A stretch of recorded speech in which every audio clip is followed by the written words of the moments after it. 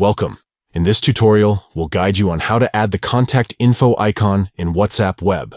Let's get started. Step 1. Open Chrome. Step 2. Type WA Web plus for WhatsApp in the search bar. Step 3. Click on the Google Chrome link. Step 4. Download the extension. Step 5.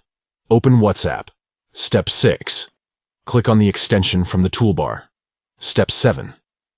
When the extension opens, go to the Enhancement tab, and in the Customization section, check the box next to Enable Contact Info icon. Step 8. Now, go to a chat with a contact, and you can press on the new info icon to show the contact icon. With the contact info icon added, you can easily access important information about your contacts in WhatsApp Web. This extension enhances your WhatsApp Web experience by providing convenient customization options. We hope you found this tutorial helpful. If you did, please give it a thumbs up and subscribe to our channel for more useful WhatsApp Web tutorials. Thank you for watching.